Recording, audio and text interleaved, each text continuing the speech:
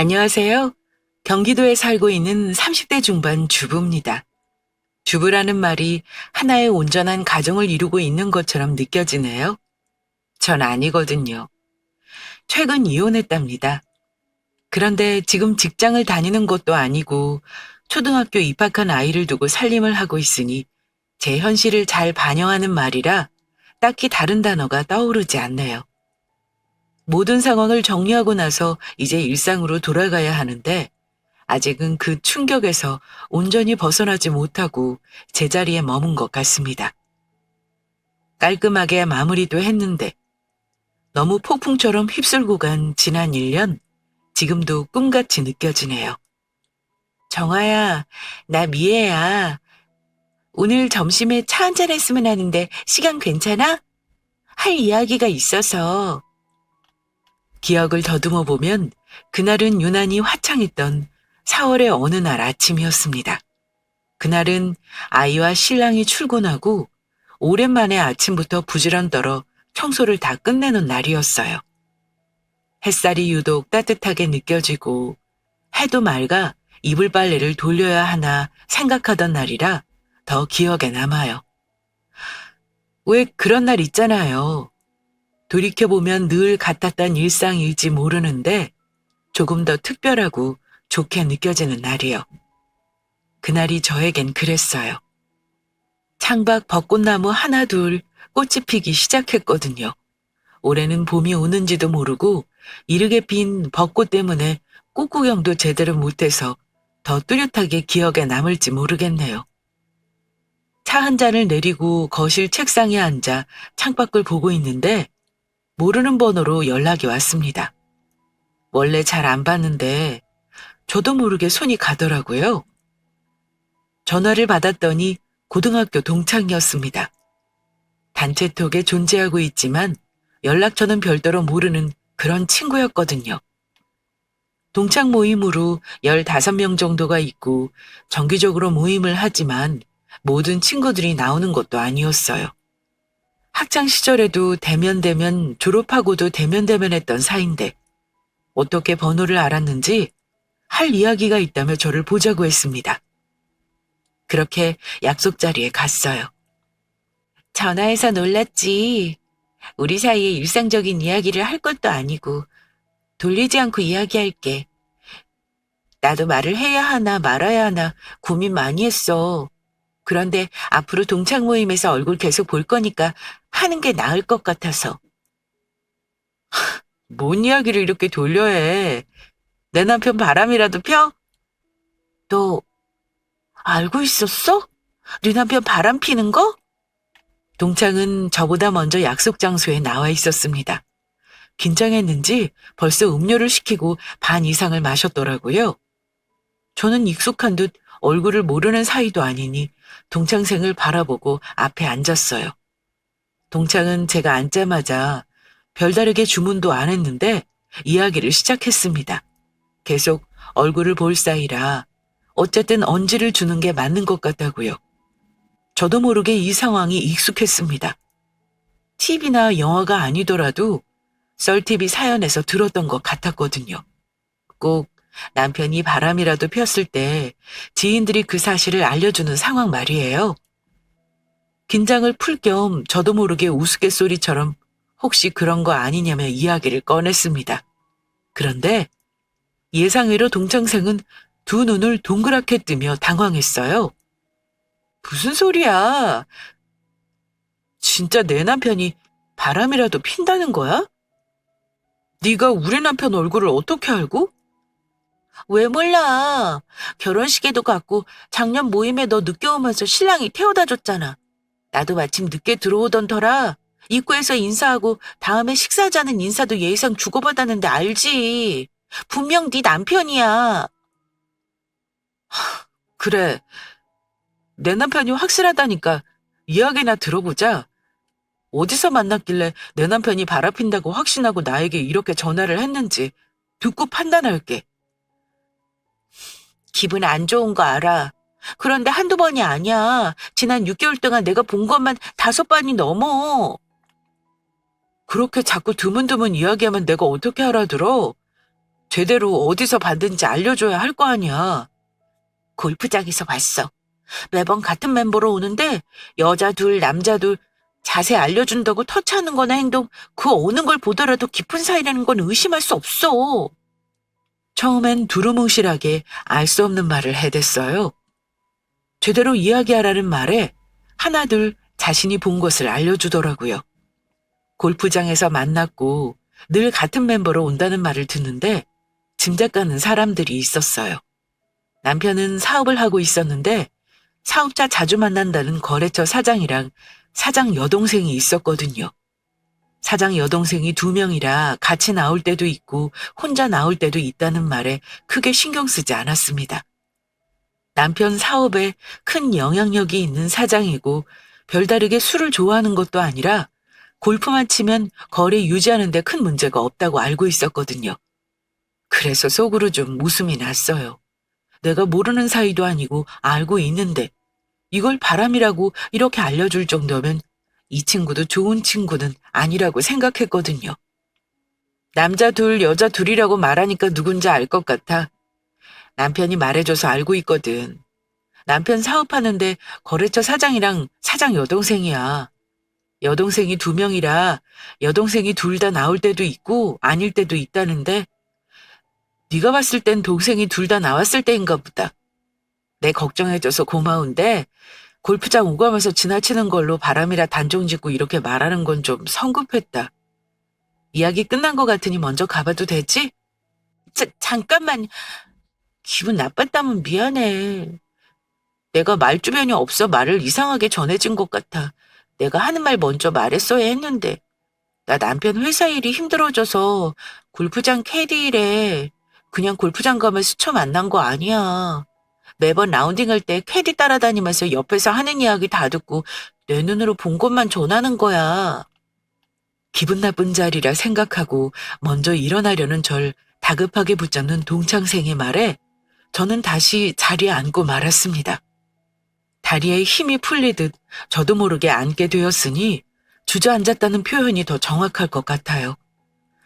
다리에 스르르 힘이 풀리더니 머릿속 회로가 잠시 끊긴 것 같았습니다. 내가 지금 무슨 소리를 들었지? 이 친구가 뭐라고 하는 거지? 골프장 캐디? 친구가 저에게 전하는 말과 그동안 남편에게 들었던 말들이 오버랩되어 머릿속을 어지럽혔어요. 공통된 사항은 남자 둘, 여자 둘이라는 점이죠. 남편은 거래처 사장과 여동생이라 말했죠. 하지만 눈앞의 친구는 그들이 정상적인 관계는 아닌 것 같았다고 저에게 알려준 셈이죠. 사실을 말할까 말까 고민 많이 했어. 내가 골프장 캐디라는 거 누구한테도 알리기 싫었거든. 더군다나 너랑 친한 것도 아닌데 내가 이렇게까지 해야 하나 생각도 들던 게 사실이야. 그런데 네 남편 담당 캐디를 나를 지명하고 나한테도 연락처 물어오는 거 보고 쉽게 끝날 건 아닐 것 같아서 알고는 있으라고. 결정은 네가 하는 거지만 알고 있는 거랑 나중에 모르고 당하는 거랑 충격 차이가 다르니까. 이런 말 전해서 미안해. 그런데 같은 여자로 더 이상 보고만 있을 순 없었어. 가만히 앉아 동창이 하는 말을 찬찬히 듣고 있었습니다. 동창은 처음에 혹시 제 남편이 알아볼까 걱정했는데 잘 가려서인지 겉으로 보이는 눈과 목소리로 알아채지 못했다 했어요. 동창도 못 사는 형편이 아니라 워낙 골프를 오래 쳐와서 캐디로 일했을 때 손님들 반응이 좋았다고 덧붙이네요. 그래서 지명으로 자주 오는 팀들만 전담했는데 그중 남편이 속한 남자 둘, 여자 둘 팀도 있었다고요. 처음 한두 번 왔을 땐 바람 피는 것 같았어도 자신과 상관없는 일이라 신경 끄려고 했답니다. 다른 팀보다 팁을 넉넉히 주니 안 한다고 하기도 그랬고요. 그런데 그 팁에 다른 의미가 숨어 있다는 걸 알게 되니 더 이상 지나칠 수 없었대요.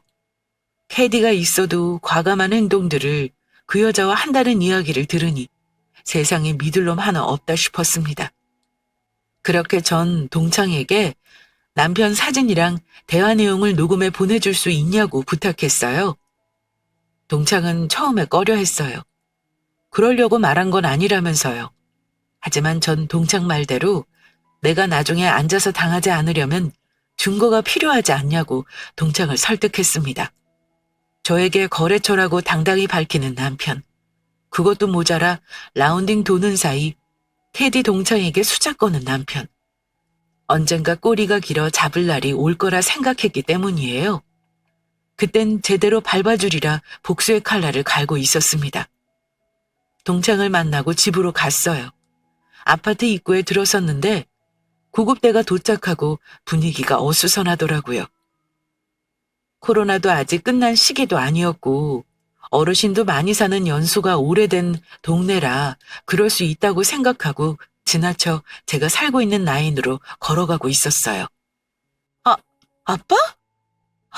무슨 일이에요? 왜 이런 거예요? 누가 말 좀 해줘요. 가족드십니까? 쓰러졌다는 연락을 받고 왔습니다. 응급실로 가야 하니 땡땡병원 응급실로 와주세요. 스쳐 지나가려던 찰나 구급대원 들것에 실려가는 사람 옷이 낯익었습니다. 자연스레 옷을 따라 얼굴을 봤는데 소스라치게 놀랐어요. 아빠였거든요. 창백해진 표정으로 핏기가 없는 얼굴을 얕은 숨을 겨우 쉬며 힘없이 들것에 실려 있었어요. 바쁘게 움직이는 구급대원들 사이로 비집고 들어가며 다급하게 물었습니다. 무슨 일이냐고요. 구급대원은 지하 주차장에서 주차를 하고 나오는 아빠가 쓰러졌다는 연락을 받고 출동했다고 말했어요. 순찰을 돌고 계신 경비원 아저씨가 발견하고 소방대에 신고했더라고요. 심근경색이 온 것 같고 심폐소생술을 하긴 했지만 심장 박동 소리가 강하지 않아 빠르게 병원으로 이송해야 한댔어요. 근처 대학병원으로 오라는 말을 남기고 구급대는 사이렌 소리를 울리며 아파트 정문을 신속하게 빠져나갔습니다. 당황한 전 집으로 가던 길을 돌려 아파트 입구로 뛰어갔어요. 차를 몰 정신도 없이 택시를 타고 아빠를 뒤따라가야겠다고 생각했죠. 그게 따뜻한 온기가 남아있는 아빠 모습을 마지막으로 본 날이었습니다. 빠르게 뒤따라갔는데 응급실에 도착해서 본 아빠는 하얀 천으로 머리 끝까지 덮고 계셨거든요. 처음 보는 순간인데 낯설지 않았어요. 이미 영화나 드라마에서 익혀본 장면이라 직감할 수 있었죠. 아빠가 돌아가셨구나. 머릿속으론 상황이 받아들여지고 알겠는데 다른 한편으론 믿기 어려웠어요. 왜? 갑자기. 어제 저녁에도 말짱하셨는데. 같은 아파트 단지에 살아서 오가며 얼굴도 보고 살갑게 지내는 부녀였습니다. 그래서 이 상황이 더 믿겨지지 않았어요. 사인은 심장마비로 골든타임을 놓친 게 원인이었죠. 지하 주차장에 쓰러진 후 빠르게 연락을 했지만 시간이 아슬아슬했대요. 제가 봤을 때 희미하게 아빠 심장이 뛰던 게 전부였던 거예요. 힘을 더 내 뛰지 못한 심장은 결국 멈추고 말았습니다. 그렇게 전 아빠와 어떤 이별의 말도 주고받지 못한 채 고아가 되었어요. 고아라는 말은 부모 돌아가신 어린애들한테나 쓰는 말인 줄 알았는데 아니더라고요. 30이 넘어 다 큰 어른이라고 생각했는데 비빌 수 있는 아빠라는 그늘이 한순간에 사라지니 저 역시 고아였어요. 더군다나 결혼한 지 10년 가까이 되는 남편이 바람 폈다는 소리를 듣고 온 날 아빠를 보내 더 서러웠습니다. 빈소를 지키던 3일이 어떻게 지나갔는지 모르겠어요. 눈 뜨면 울고 지쳐 쓰러져 정신을 잃고 반복했던 것 같거든요. 그래도 다행이었던 건 바람핀 사위지만 빈소를 지키는 상주가 있었고 아빠도 한 동네 오래 살아오시는 분들이 많았지만 사업하는 남편으로 빈소가 쓸쓸하지 않았다는 점입니다. 아빠 가는 길이 외롭지 않을 거라는 게 제 마지막 위안이 되었던 셈이네요. 정아야, 잠깐 들어와 차 한잔하고 갈래? 아빠를 보내고 일주일 정도 흘렀을까. 갑작스럽게 마주한 아빠와의 이별이 아직 실감나지 않지만 그래도 산 사람은 어떻게든 사라지더라고요. 동네 슈퍼에 저녁 창거리를 주문하고 걸어서 집으로 가고 있었습니다. 아파트 입구에 다다를 무렵 부동산 사장님이 저를 불러 세웠어요. 한 동네 오래 살아 저를 어린 시절부터 봐오신 분이셨거든요. 돌아가신 아빠와 친구처럼 지내기도 하셨고요. 마음 같아선 지나치고 싶었는데 저를 걱정해서 그러신다는 걸 아니까 못 이기는 척 문을 열고 들어가 앉았습니다. 마음 잘 추스리고 살아. 약해지지 말고. 네, 감사해요. 산 사람은 어떻게든 사니까 잘 살겠죠. 마음 써주셔서 감사해요. 근데 건물은 왜 팔려고? 정권 바뀌면서 재개발 이야기 오가면 가격 더 오를 수도 있는데 가지고 있는 게 더 나은 거 아니야? 네? 팔다뇨? 아직 상속도 제대로 끝나지 않은 걸로 아는데 건물을 팔 수 있어요? 임자가 있으면 미리 값을 치르고 상속과 맞물려 법적 정리를 할 수 있긴 한데 그게 문제가 아니라 파느냐 안 파느냐가 중요한 거지. 김 사장이 이야기 안 해? 3일장 끝내고 바로 와서 건물 내놓는다고 하던데. 내주시는 차를 마시며 일상적인 이야기를 주고받았어요. 그런데 갑자기 부동산 사장님이 아빠 건물을 왜 파냐는 뉘앙스로 말을 꺼내셨습니다. 놀란 전 무슨 소리냐고 되물었어요.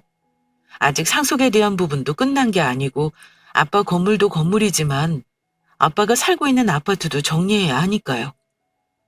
황당한 저와 다르게 부동산 사장님은 법 문제는 어차피 정리하고 해결하면 되는 문제니 크게 신경 쓸 문제는 없다고 했습니다.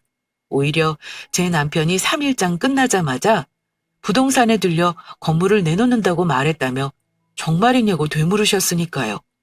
워낙 당당하게 말하는 남편 태도에 당연히 저랑 상의하고 내놓을 줄 알았답니다. 그래도 혹시나 싶어 물어는 봐야겠고 전화로 묻는 건 아닌 것 같아 차일피일 눈치 보고 계셨는데 때마침 제가 가게 앞을 지나갔던 거죠. 팔자는 이야기는 했는데 이렇게 빨리 내놓을 줄 몰랐네요.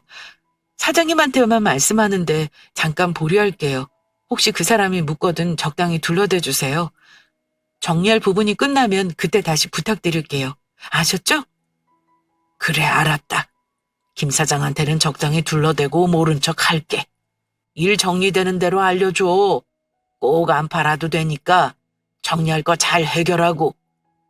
상의 안 하고 남편이 일을 저질렀다는 말은 차마 하기 싫었어요. 대신 정리할 부분이 있어 정리되면 다시 말씀드린다고 둘러댔죠. 그런데 연륜은 무시 못하는 것 같았습니다. 별다른 말을 하지 않고 돌려 이야기했는데 부동산 사장님은 저에게 더 묻지 않았거든요. 오히려 저희 부부의 이상 기운을 감지하신 것 같았죠. 별다르게 묻지 않을 테니 일이 정리되면 다시 알려달라고 말씀하셨습니다. 팔지 않아도 된다는 말을 덧붙이셨고요. 건네주신 차를 다 마시지도 않고 부동산을 나오는데 딱 한 가지 생각이 머릿속을 차지했습니다. 기어이 네가 끝을 보는구나 싶었던 거죠. 집으로 들어간 전 퇴근하는 남편을 기다리며 머릿속으로 하나둘 정리해 나가기 시작했어요. 사업한다고 말하고 바람을 핀 것도 모자라 허망하게 아빠를 보낸 저에게 동의 없이 아빠 건물을 내놓는 남편. 아무리 생각해도 그냥 이혼해주는 건 너무 쉽다는 생각이 들었습니다. 괘씸죄가 추가된 셈이죠. 오늘 장 보고 들어오는 길에 부동산 최 사장님 만났어. 그래? 그럼 이야기 들었겠네. 당신 정신없어서 임자 나오면 계약할 때나 말하려 했는데 부동산 사장님이 다 말했겠네. 그치? 정말 아빠 건물 팔 거냐고 물으셔서 아직 유산 상속 처리 못했다고 말했어. 나한테 상의도 안 하고 매물 올린 건 너무한 거 아니야? 미안해 여보. 근데 어차피 아버님 건물 우리 건물 되니까 가지고 있으면 뭐해. 투자를 해서 더 크게 불려야지. 당신은 집에서 살림만 하니까 세상 어떻게 돌아가는지 잘 모르잖아. 종잣돈이 없는 것도 아니고 이미 눈덩이처럼 커진 종잣돈이 있으면 그거 그대로 가지고 있는 게 더 바본 거야. 나만 믿어. 최대한 비싸게 팔아볼게. 남편은 제가 상속받을 아빠 건물이 마치 자기 건물이 된 양 마냥 떠들어댔습니다. 그 대화에는 아빠가 돌아가시고 허망할 저에 대한 배려는 물론 상의 없이 아빠 건물을 매물로 올린 것에 대한 미안함은 당연히 없었어요. 오히려 남편은 해야 할 일을 빠르게 처리한 자기 자신에 대한 자부심만 느껴질 뿐이었습니다. 그렇지 않아도 사업 투자받아 더 키우고 싶었는데 마땅한 자금이 없어 고심하고 있었대요. 사업 자금을 투자받는 것도 가진 게 있는 만큼 끌어올릴 수 있는 거라고 덧붙였죠. 그런데 위기가 기회라고 이렇게 좋은 기회가 생겼는데 그걸 가만히 넋놓고 바라보는 건 아니래요. 그러면서 제가 집에서 살림만 하고 살아 사회 돌아가는 걸 모르니 자기만 믿고 있으라는 말을 하는데 우습더라고요. 집에서 살림만 한다 생각해서 바람 폈구나 라는 말이 목구멍까지 올라오는데 참았어요. 제가 가지고 있는 비장의 카드인데 그 카드를 벌써 꺼낼 수는 없으니까요. 그걸 지금 파는 게 맞아? 몇 년 더 가지고 있으면 이득이라는 소리도 부동산 아저씨가 하시던데 정권 바뀌고 재개발 이야기도 있으면 더 올라갈 수 있다고. 이렇게 순진하다니까. 건물이라는 게 주변 사는 사람들이 있어야 활성화되는데 재개발 들어오면 주변 집들 다 부시는데 건물이 유지가 돼? 그런 이야기 오가고 뭔가 시작하기 전에 파는 게 맞지. 잠깐만 전화 좀 받고. 아이고 진짜라니까요. 속고만 사셨나. 제가 그동안 헛소리하는 거 봤어요. 주소 찍어 드릴게요. 확인해 보세요. 그렇게 몇 년 동안 저랑 거래처로 만나셨으면서 저 못 믿으세요? 없는 거 지어서 말하지 않는 성격이라는 거 아시잖아요. 돌아가신 장인어른 건물이에요. 외곽에 있지만 상가가 지하부터 4층까지 8개가 있을 정도로 규모가 작지 않아요. 가게 월세만 해도 1,000만 원이 우습고요. 매수하면 투자하신 금액 이상 버시는 거라고요. 주소 보내드릴 테니까 시세나 확인해 보시고 빨리 결정하세요. 저도 무리해서 너무 많이 투자받는 건 부담이니까 정해진 금액까지만 받을 생각입니다. 네네, 끊습니다. 여하튼 지금 파는 게 맞는 거야. 나만 믿어. 시세보다 더 비싸게 팔아볼 테니. 남편은 이미 사업자 만나는 사람들 여기저기 말한 것 같았어요. 저랑 이야기하는 그 짧은 순간에도 전화와 묻는 사람들이 있을 정도였거든요. 전화 오는 사람들에게 말하는 내용들이 가증스럽고 뻔뻔하게 들렸어요. 돌아가신 장인어른 건물이다. 규모가 작지 않다. 월세가 1,000만 원 이상이다. 투자 가치가 있다. 남편 자신도 과한 욕심을 싫어해 적당히 투자받을 거다라는 말로 이미 청사진을 완성했더라고요. 그 모습을 가만히 보고 있었습니다. 제가 어떻게 하지 않아도 남편은 신나서 자기 무덤을 파고 있었으니까요. 앞으로 어떤 미래가 펼쳐질지 제 눈앞엔 선한데 남편은 전혀 다른 미래를 꿈꾸고 있었죠. 남편이 바람핀다는 사실을 알았을 때 갑자기 아빠를 떠나보냈던 순간에 억울함, 답답함 같은 것들이 모두 한순간에 해소되는 것 같았어요. 적어도 그 순간 그런 남편을 보는데 답답한 마음이 뻥 뚫어지는 것 같은 착각이 들었거든요. 그 끝을 알고 있는 전 남편이 지을 표정을 상상하며 저도 모르게 흐뭇하게 바라보고 있었습니다. 정아야, 여기 별도로 파일을 정리했어. 녹음 파일도 있고 사진도 날짜별로 정리했어. 그리고 어제 네 남편 팀이 마지막이라 마무리하고 퇴근하다 골프장 앞 모텔에서 둘이 나오는 걸 봤어. 급하게 핸드폰으로 찍고 모텔에 들어가 CCTV 영상 확인할 수 있냐고 물어서 확인도 했어. 그것도 파일에 넣었으니까 잘 살펴봐. 고마워. 생각지도 못했는데 네가 너무 자세하게 증거를 정리해줘서 내가 별들에게 할 건 없을 것 같아. 내가 어떻게 보상하면 될까? 보상은 무슨, 뭘 바라고 한 것도 아니고 잘하려고 애쓴 것도 아니야. 눈에 보이니까 한 거고 모텔은 너에게 연락한 게 먼저였는데 아버님 돌아가시고 정신 없을 거 아니까 전화하게 그랬어. 혹시라도 부부 사이 입증할 수 있냐고 물으면 어떡하지? 혹시라도 그러면 그때 연락해야지 생각하고 들어갔는데 너무 순순히 CCTV 보여주더라고. 생각해보니 나간 네 남편 인적사항도 모르는데 부부라고 입증하고 말고 하는 것도 웃기지 싶더라. 나쁜 생각하지 말고 나랑 종종 밥도 먹고 차도 마시자. 나 사실 골프 캐디 일한 지 2년 넘었는데 친정엄마한테도 말 못하겠더라. 그래서 남편도 모르고 아무도 몰라. 딱 너만 알지. 그래도 터놓고 말할 때 있다는 게 편해. 나도 그랬으면 좋겠어. 뭐 비교하고 자시고 하는 것도 웃기지만 세상에 비밀 하나 터놓을 사람 있다는 생각으로 지냈으면 좋겠다고. 참 신기했습니다. 우정이라는 건 오랫동안 알고 지낸 사람들끼리 생기는 감정이라고 생각했거든요. 처음 제 일이 걱정된다며 같은 여자로서 연락을 줬던 동창. 친하지 않은데 이렇게 발벗고 나서는 게 고맙기도 하고 미안하기도 한 전 어떻게라도 보상하고 싶다는 속마음을 내비추었습니다. 어색하게 웃던 친구는 평생 비밀 터놓는 친구 생긴 걸로 퉁치자고 했어요. 친하게 지내자는 말보다 더 진심으로 와닿았습니다. 저 역시도 친정아빠 돌아가시고 남편이 아빠 유산 매물로 내놓았다는 소리 어디 가서 못하지 싶었어요. 더군다나 바람까지 피는 상황에서 그런 행동을 보였다는 건 더 이상 저를 배우자로 생각하지 않는다는 뜻일 수도 있으니까요. 평생을 함께한다고 믿었던 남편에게 배신당하고 든든한 버팀목인 아빠마저 먼저 하늘나라에 보냈던 저에게 동창은 든든한 지원군이 되는 걸 마다하지 않았습니다. 제 입장을 헤아려주고 제가 불편하지 않게 마음을 추스르도록 배려해주는 그 마음이 느껴졌어요. 그래도 저도 모르게 마음속으로 앞으로 이 동창생에게 잘해야겠다고 생각했습니다. 자기야 바빠? 건물을 매수하겠다는 사람이 나타났어. 부동산 최 사장님만 믿고 있을 수는 없어서 내가 주변 사람들 수소문해서 찾았거든? 자기야 놀라지 마. 부동산 최 사장님이 팔아주겠다고 말했던 가격보다 무려 1억 2천만 원이나 더 높게 사겠다는 사람을 찾았어. 나 잘했지? 오늘 오후에 계약하자 해서 최 사장님 부동산에서 만나기로 했거든. 그래도 아버님이랑 워낙 친분이 있으셔서 오래 알고 지내셨으니 계약서라도 그곳에서 쓰려고. 시간 괜찮지? 이따 3시까지 늦지 않게 오면 돼. 알았지? 동창에게 남편이 바람피는 증거를 받고 며칠이 지났는지 모르겠어요.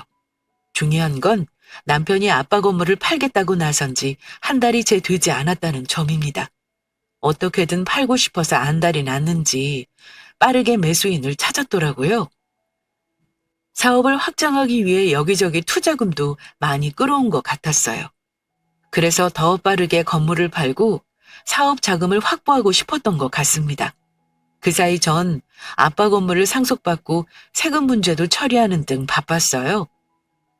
아빠가 살았던 집도 내놓았는데 그건 크게 신경 쓰지 않은 것 같았습니다. 아빠 건물이 투자 가치도 있고 남들에게 말할 때 더 있어 보이니 그랬겠죠. 허파에 바람이 잔뜩 들어간 채 명주를 앞당기고 있었어요. 전 크게 한 것도 없는데 스스로 무덤을 파고 제 발로 들어간 격이니까요. 조용히 거실에 앉아 시계를 보고 있었습니다. 머릿속으로 어떻게 이야기를 꺼내야 할지 저도 모르게 하나둘 생각하고 있었어요. 어떤 말들로 간단하지만 내 마음을 속 시원하게 전달할 수 있을지 머릿속에 한번 그려보게 되더라고요. 결론은 천천히 남편 이야기를 듣고 설레발치며 매수자에게 건물을 파는 계약서를 작성하고 난 뒤에 터트리자였습니다. 뜸을 들이고 뒤늦게 터트릴 때 충격이 더 클 테니까요.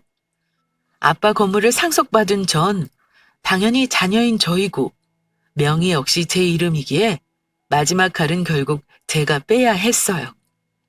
남편에게 전화를 받은 시간이 오전이었는데 약속 시간까진 4시간 이상 남아 있었습니다.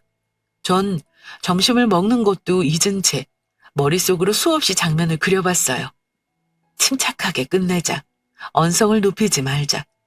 차갑고 냉정하게 말하자며 저를 세뇌하고 있었습니다. 김 변호사님 저예요. 오늘 3시라는데 같이 가주실 수 있죠? 지난번 말씀드렸던 그 부동산이에요. 네, 알겠습니다. 3시에 거기서 뵐게요. 혹시 모르니까 필요한 서류도 챙겨가겠습니다. 담당 변호사에게 전화했어요. 바람핀다는 건 알고 처음으로 연락했던 변호사였습니다. 이혼 전문 변호사지만 로펌으로 운영하는 곳이라 유산 상속과 남편이 하고 있는 일들이 사기죄로 처벌이 가능할지에 대한 부분들을 상담받을 수 있었어요. 아직 명확하게 서류로 정리된 건 없지만 적어도 저 혼자 가서 말하는 것보다 담당 변호사를 옆에 두고 말을 전하는 게 더 확실한 효과가 있을 거라고 생각했습니다. 어떤 희망의 끈도 잡을 수 없게 만들고 싶었어요. 혹시 모를 빌미를 만들어 얕잡아 보일 수 없다는 생각에 할 수 있는 만발의 준비는 다 한 것 같네요. 이렇게 빈틈없이 준비하게 된 배경에는 남편의 말도 있었습니다. 제가 주부라서 세상 물정 모른다는 말. 그 말이 가슴에 꽂혔거든요. 부부라서 모르니까 딴 여자랑 그렇게 모텔을 드나들었는지 묻고 싶었습니다. 주부라 모른다고 생각하니까 아빠 유산을 네 맘대로 파내내 모내해도 된다고 생각하는지 따지고 싶었어요. 하지만 모두 소용없다는 걸 너무나 잘 알았습니다. 애초에 그런 생각이 있고 배려가 있었다면 하지 않았을 테니까요. 나라는 사람을 투명인간 취급하고 배우자에 대한 신뢰 믿음을 무참히 짓밟아버린 그 대가를 혹독하게 되돌려주고 싶었습니다. 무시했던 만큼 빈틈없이 반격해 손쓸 틈도 없이 모든 걸 빼앗고 싶었어요. 자기야 왔어? 우리도 좀 전에 도착해서 이야기 나누고 있었어. 인사해. 우리 건물 매수하신다는 사장님이셔. 거래처 건너 아시는 분인데 그렇지 않아도 이 지역에 살 건물을 찾고 있었대. 들으신 게 있으셔서 전혀 비싼 가격이라 생각하지도 않으신다는 거 있지? 옆에 계신 분은 누구야? 인사해. 아빠 건물 유산으로 받으면서 세금 관련 법 문제 처리해 주신 변호사님이셔. 최 사장님이 부동산 관련해서 계약서 잘 해주시겠지만 혹시 내가 놓치는 부분이 있으면 안 되니까 변호사님께 같이 가자고 했어. 그랬어. 잘했네. 워낙 큰 돈이 오가는 거니까 확실하게 하면 좋지. 안녕하세요. 박정아 씨 남편 되는 사람입니다. 잘 부탁드려요. 앞으로 자주 뵐 수 있을 것 같네요. 오늘 계약에 대한 이야기는 전에 들으셨죠? 네, 말씀하세요. 오늘 나누실 부분에 관한 이야기는 오면서 전해 들었습니다. 편하게 나누실 말씀 나누시고 필요하실 때 질문 주시면 답해드리겠습니다. 그럼 전 옆에 앉아 있겠습니다. 약속한 시간이 되어 부동산으로 갔습니다. 그곳엔 이미 남편과 매수한다는 사람 그리고 부동산 최 사장님이 앉아 계셨어요. 멀리서 보이는 남편 모습은 얼마나 이 순간을 기다렸는지 한눈에 보였습니다.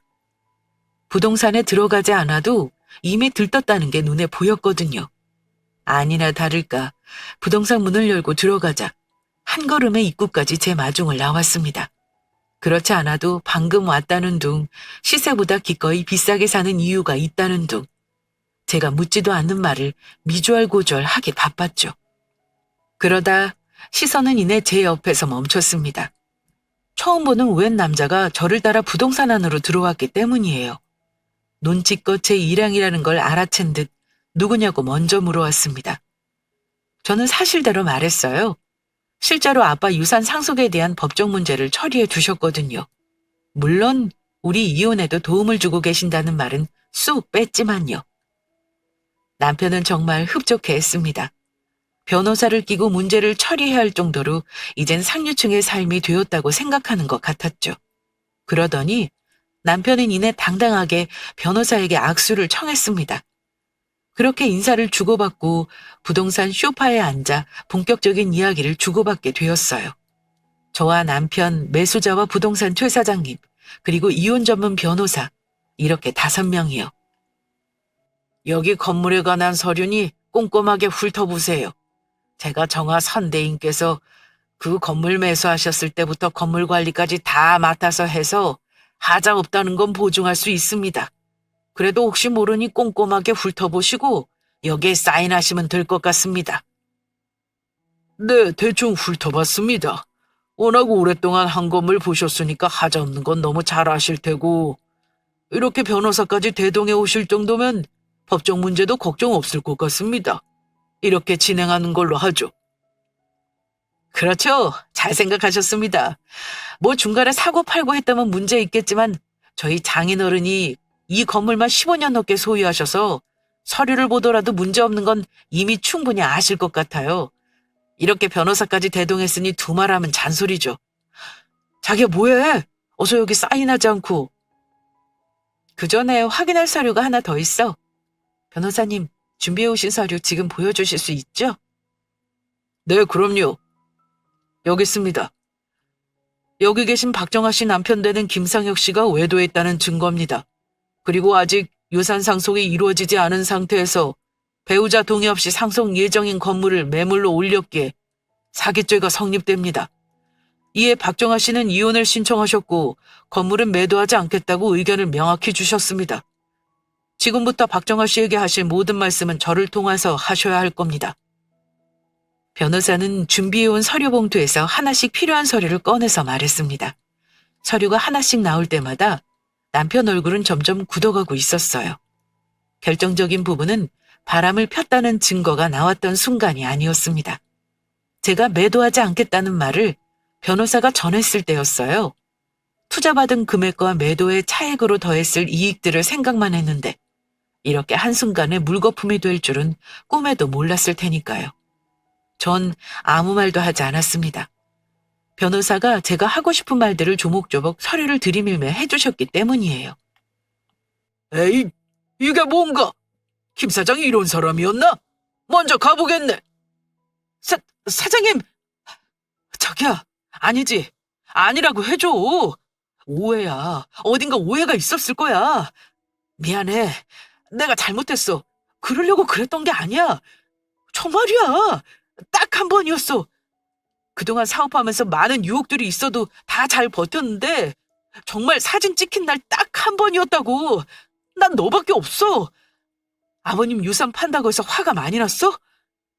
안 팔아도 돼. 우리 그동안 아무 문제 없었잖아. 준서 준이도 있는데 이혼이라니. 아니지, 어? 자기야, 말 좀 해봐. 변호사님 하신 말씀 들었지? 앞으로 나에게 할 말 있으면 변호사님 통해서 해. 난 더 이상 당신에게 할 말 없어. 웃기더라고요. 떨지 않으려 그렇게 몇 시간이나 앉아 점심도 거르고 이 순간을 머릿속에 그렸는데 너무 허무하게 정리되었어요. 제 대신 제 입장을 잘 전해준 변호사님, 그리고 그 말을 전해 듣고 사색이 된 얼굴로 벌벌 떨며 저에게 비을고 또 비는 남편을 보는데 너란 인간 그릇이 그 정도였구나 싶은 느낌이 들었어요. 그 어떤 상처 주는 말보다 바닥끝까지 금전적으로 끌어내리면 충분히 뼈저리게 후회하는 족속이라는 걸 이제서야 안 거죠. 그렇게 이혼했습니다. 욕심을 내지 않았다면 이혼해도 운영하는데 큰 지장이 없었을 거예요. 사업수단이 좋아 더 크게 확장하진 못해도 유지하는데 큰 어려움은 없었거든요. 그런데 욕심이 크면 화를 부른다고 친정아빠 돌아가시고 상속받을 유산이 탐나 사업을 키우려 했던 게 독이 되었죠. 정아야, 속 시원해? 네 전 남편 완전 나락으로 떨어졌어. 네 남편과 다니던 골프 멤버들 남편만 빠지고 여전히 구성원 바꿔 우리 클럽 오거든? 남편 사업하는 바닥에 소문 쫙 난 것 같아. 갚아야 할 빚이 산더미라 회생할 기미가 없어 파산 신청했대. 업계에서는 돈 갚기 싫으니까 위장 이혼한다는 말도 있고 아예 제기는 꿈도 못 꾸겠더라. 모든 걸 정리하고 모든 게 변했는데 늘 같은 일상처럼 아이들은 학교에 보내고 커피 한 잔을 내려 거실에 앉았어요. 아침부터 친구에게 전화가 왔습니다. 큰 고비를 함께 넘겼다고 이젠 동창이라는 말보다 친구라는 말이 저도 모르게 떠올랐어요. 누구에게 속 시원하게 터놓지 못하는 속내를 터놓지 않아도 옆에서 다 본 친구니 어쩌면 저에게 은인이라 다름없겠죠. 남편은 사업도 망하고 갚아야 할 빚이 많아 파산 신청을 해둔 상태라고 전해주었어요. 이야기를 듣는데 속 시원하더라고요. 빚더미에 앉은 것도 모자라 재기가 어려울 정도로 평판까지 땅으로 떨어졌다는 말에서 그동안 서러웠던 시간들이 보상받는 것 같았습니다. 속 시원하기도 하지만 사실 얼떨떨해요. 그나마 올해는 작년보다 더 일상으로 돌아가는 느낌이 들어 허전함 못 느끼고 바쁘게 하루하루를 사는 것 같네요. 아직 아이들이 어리다 생각해 아빠는 해외로 긴 출장을 가게 되었다며 둘러댔거든요. 저도 알아요. 언제까지 비밀에 둘 수 없고 좀 더 크면 사실대로 말해야 한다는 건 말입니다. 그래도 다행인 건 사업하느라 바빴던 남편의 빈자리가 아이들에게 크게 와닿지 않는다는 점이에요. 아빠를 찾거나 보고 싶다고 우는 일 없이 아이들과 전 늘 같은 하루를 보내는 것 같거든요. 아이들 마음까지 제가 들어갔다 온 게 아니라 모르는 부분도 많을 거예요. 그래서 더 많이 보듬어주고 챙겨주려고요. 이혼했지만 다행히 아빠가 남겨준 유산이 있어 아이들과 지내는데 아무 걱정 없다는 게 저에겐 큰 위안입니다. 시간이 좀 더 지나고 현실이 익숙해지면 친구 불러 한잔하려고요. 그런 날이 빨리 오길 소망하며 긴 글 마무리할게요. 들어주셔서 감사합니다.